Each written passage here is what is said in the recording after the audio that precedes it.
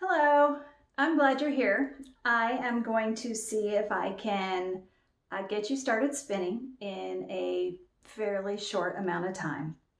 I'm going to cover the things that you need to know to get started. Um, some of these things, it's going to be an abbreviated version of just a quick tutorial on how to get started so you can start spinning. The topics of wool and twist and different kinds of spindles and plying and some of the other things that you might wonder about as we're going through this video are for more in-depth study after you get started spinning. So I just wanted to get you started really quick, and then as you discover how fun spinning is and how much you like it, then you can go and research and try some of those other things. So the three things you need to start spinning: you need fiber. I'm going to be using sheep's wool today. You need twist, and you need a way to get that twist into the fiber, a tool. Today I'm going to be using a top whirl drop spindle, which I will show you in just a few minutes. But first I wanted to say a few things about wool. The three characteristics about wool that you should keep in mind are the wool has scales, and it has a staple length, and it has crimp. And the scales are important to know about because they help hold the twist in your yarn. And different kinds of wools have different amounts of scales. So you'll find that some wools are fairly sticky, and they, takes no twist at all to have it stick together. And some wools have less scales, or the scales are wider and just a little bit different. There aren't as many of them, and that wool may need a little more twist to hold together, or you'll find that it just entirely makes a whole different yarn that you may not have been expecting.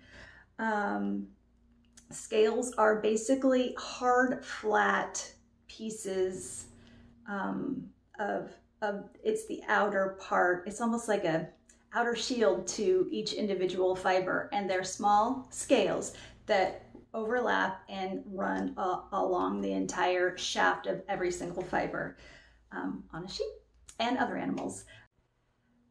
Okay, crimp is going to determine how elastic your yarn is.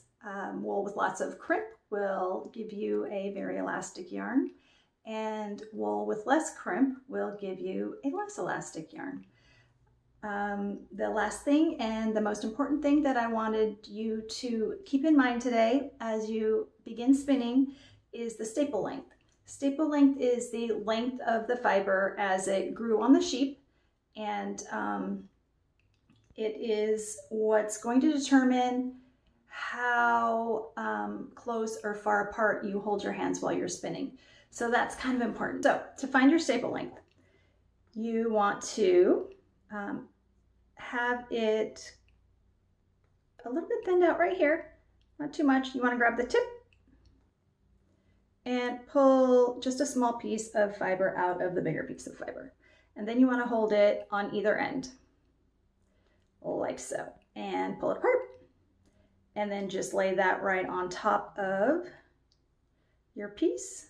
Reposition your hands, and one more time. I think that actually just slipped out of my hands.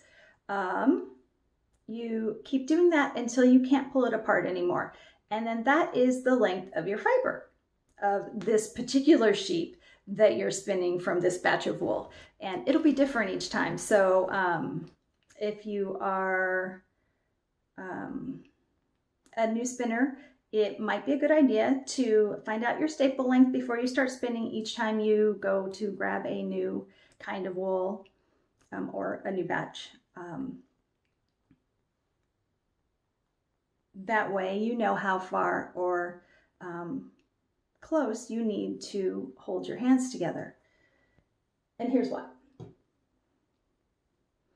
So if you're spinning and you're drafting from your end of your fiber and you are holding it down within your staple length. You're trying to pull the fibers here, but you're actually holding on to them right here at this other end. And that's going to make for some really difficult drafting. So you don't want to do that. You want to be able to draft and pull your fibers out here and have them slide out easily so that your hands aren't fighting each other while you're trying to spin. If you are drafting and you are having a really hard time getting that fiber separated, it's most likely because you are holding it too close within your staple length. Just move your hand out a little bit and you'll find that the fibers move quite easily. And then if they're not moving easily, it's probably because you are holding it slightly too tight here. So a loose grip and right outside your staple length or right there at the edge of it, once you start spinning, you'll be able to feel if those fibers can move or not. So you can adjust your fiber hand accordingly. Okay, a couple words on twist. There are two kinds of twist. There's a Z twist and S twist. And Z twist is when your whirl goes in a clockwise direction. And S twist is when your whirl goes in a counterclockwise direction. A lot of times we spin in a Z direction and then we ply in an S direction. That is not a hard and fast rule. You can spin in whatever direction you want, but do keep in mind that once you start spinning in that direction, to continue going in that direction until you're done with that singles. The other thing I wanted to throw out there just as something to keep in mind is that thicker yarns need less twist and thinner yarns need a little bit more twist. Actually, they need a lot more twist. It depends. So obviously there's everything in between. So you'll find that there's a really big difference. So if you're spinning something really chunky, you need hardly any twist at all to hold it together. And if you're spinning something pretty thin, you're going to be surprised at how much twist additional twist you need to add to that. So don't be surprised. Keep it in mind. If you find that your singles are coming apart or your spindle keeps dropping to the floor, it's because you need more twist in there before you continue drafting. So something to look for. I think I'm going to start talking about the drop whirl spindle that I'm going to show you how to spin on today. So there are 3 parts to this spindle. This spindle is a Fiber Art Supply top whirl drop spindle. There is a hook, there is the whirl, and then this is the shaft. And I have added a leader, which is basically just a piece of yarn tied into a loop. It broke. Hold on, I'll be right back.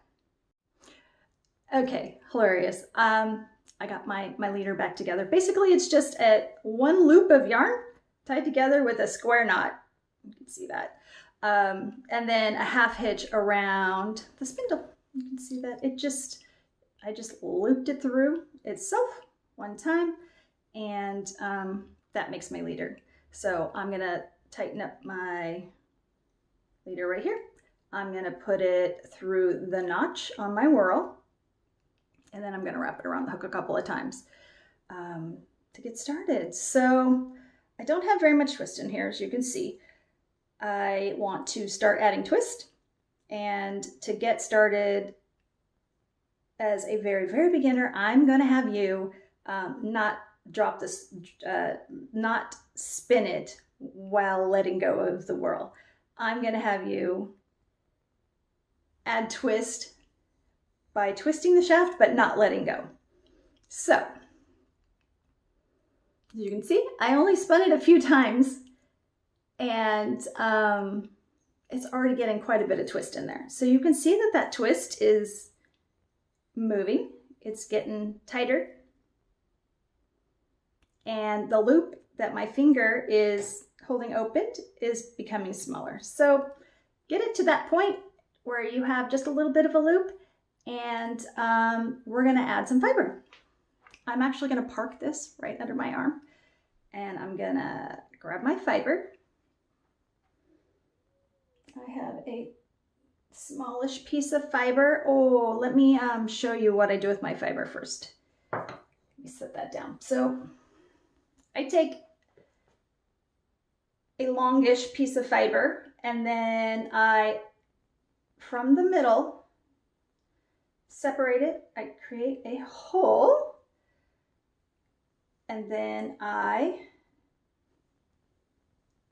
tear it in half. And then I like to make it either like this, or you can make it a little bit shorter if you want. To begin with, it's probably easier if it's a tiny bit shorter. It's just easier to manage. Later on, you will figure out how you want to manage your fiber. I think everybody manages their fiber just a little bit differently, and you'll find what's comfortable for you after you get moving along in your spinning journey a little bit. So I'm gonna park this. I have my fiber. Oops, I gotta get my little loop opened again. I have my fiber here, which I'm going to grab. As you can see, it comes, I've already torn it, and I've already talked about it, and I've already pulled a little out, so it already has a little tip here. It might be a little blunt, like kind of straight across. If it is, just pull those, give those fibers just a little pull, so that you have not a full chunk of fiber, but just some of the fiber pulled out. That's not going to make for a really thick start. So put that fiber right through your loop and go ahead and fold it over on itself. And at this point, kind of judge how much fiber in here you've just put through your loop. You might need to just a little bit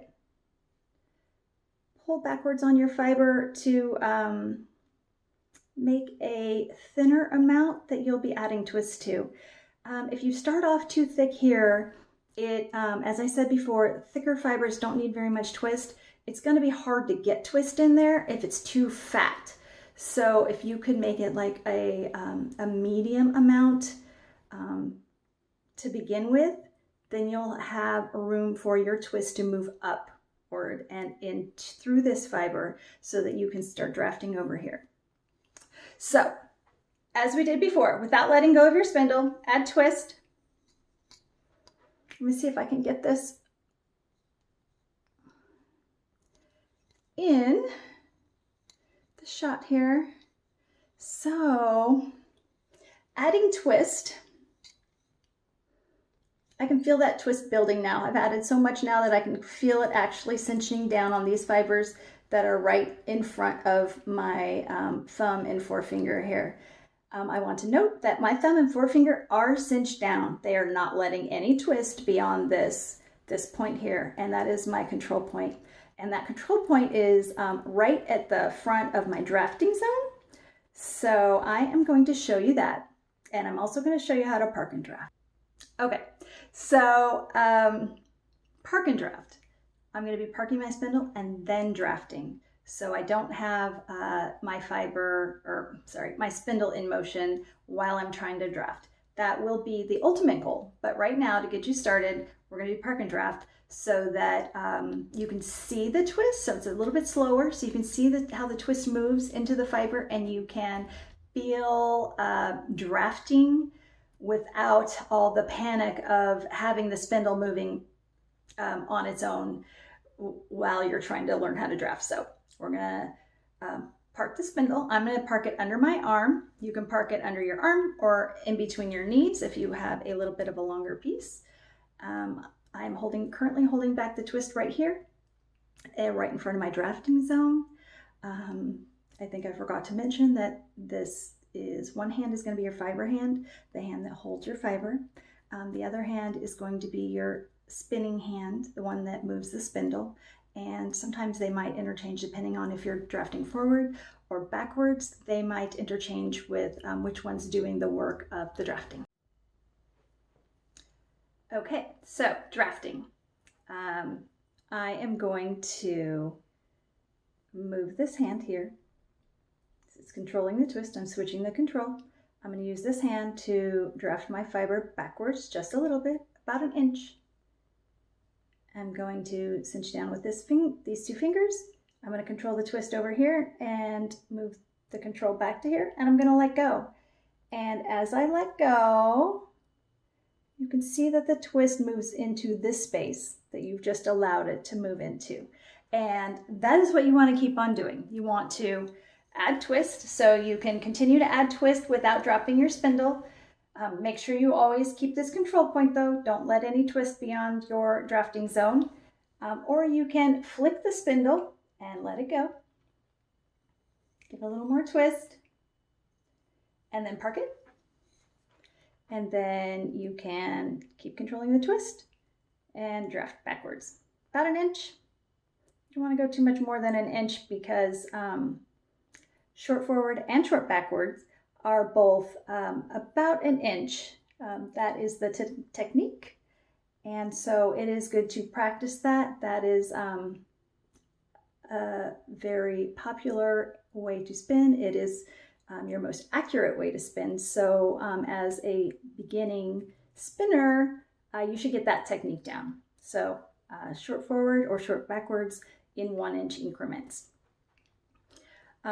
And as you can see while I was talking, I switched hands, I let it go, I let the twist move up into that space, and I am forming a single. So I'm going to do it again. I have a little bit of extra twist built up that I can see in my fiber over here on this side. And so, actually I have a bit more, so I'm going to do it one more time. Just drafting it, pulling it away from the spindle. I'm going to let go. And you can see that twist moving right up into that space I've freed up. And this is loosening up. I've added more space between the leader right here where that leader ends and where my fingers are. So the twist will move within this area here, and it will balance out to the best of its ability according to how thick or thin your drafting out this fiber. So if you had a really hunky piece down here, it would be really hard for the twist to move past that. It will still move past it, but it's harder.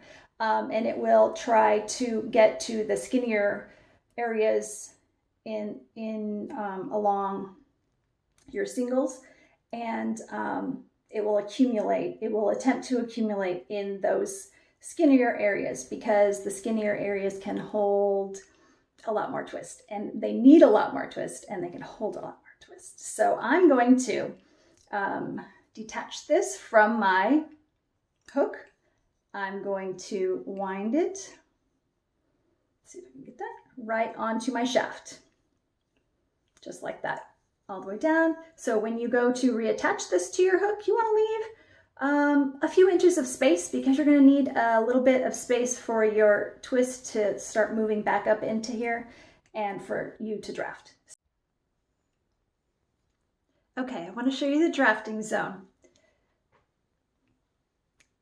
The drafting zone is formed by where your twist stops and where your fiber starts to be at like its bulkiest point. So the space in here that forms this triangle right here, that's your drafting zone.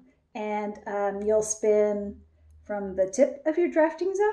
So this is your target point, and that is also where I've been controlling the twist each time that I show you, have shown you how to draft. So that's really important. You want to be totally aware of this area right here because this is where you're going to be controlling your twist, and this is where you're going to be drafting from. I want to show you a couple more things. One is how to check your twist, and the other is forward drafting and backward drafting. So how to control, or how to check your twist. I'm gonna just spin a little bit more here. I'm gonna let my spindle spin and draft. I want to get a little bit of a length here to show you on. So I'm adding a little more twist, and I'm gonna park it. And from the point where I am controlling my twist, a couple of inches out, grab it, and then fold it over back onto itself and let go and let it ply back onto itself. It's called a ply back. Okay, sorry, this is so choppy. I was just showing you the ply back. That's what your yarn will look like if you make a 2-ply with this fiber with this amount of twist in it.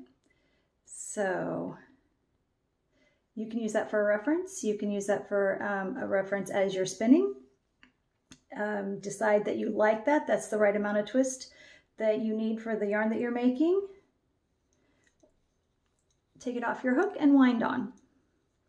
If you do need more twist, if it didn't have enough twist, just add more twist without moving your hand. Just add it to that length, retest, wind on when it's good. And the same for letting twist out. You can let twist out, or you can draft a little bit and give it more space for the twist to loosen up here. So that is checking your twist. Okay, I am back. I realized that there is one last thing I need to tell you, and that is how to reattach fiber when you either need to add more fiber because you've spun up all the fiber that you had here in your hand already, or the spindle drops and the fiber breaks midway when you are spinning. So what you would do, so I'm just going to take this apart. You would ideally like to have a bit of fuzz here at the end. Doesn't have to be much, maybe a couple of inches, but it can be an inch. Doesn't have to be very much, just so long that that it is a little bit fuzzy and not tightly spun like it is down here. And that is so the scales are kind of fluffy, the fibers are fluffy and loose so that the scales can grab onto the new fiber. So you take your fiber, and I'm getting closer to the camera here because I want you to see this. So your fiber, it's usually a little bit blunt here until you pull some of the fibers out. And just like at the beginning when we were attaching to the leader, when we started spinning, you want a few of these out so that it's not super chunky down here. You want to have a little bit of leeway, a little bit of room for the twist to catch the two sections together and then cinch down. So you take your couple of inches over here and you take this fiber from your new fiber source and you overlap them. You just lay one right over the other, just like that. Hold it, hold on to both pieces, and then add twist.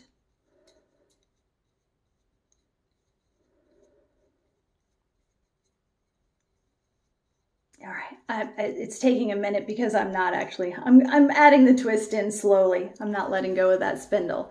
So switch hands. So this hand is controlling your twist, just like we did when we were parking and drafting. So, and then you let that twist. This is the area right here where we attach the fiber. So it got a pretty good amount of twist in there because I was adding a lot. I built up a lot of twist in there, and it's, can you hear it? It's holding together. It's not going to come apart. And then you keep going. And that is it. That's all there is. That's the easiest way to attach fiber to your singles and keep going. So I'm going to wrap it up here. And thanks so much for watching my video. I hope that it was helpful for you. Feel free to leave comments below. Feel free to ask questions below, and I will get back to you on those. And follow my channel if you'd like to see more videos. And I will talk to you guys soon.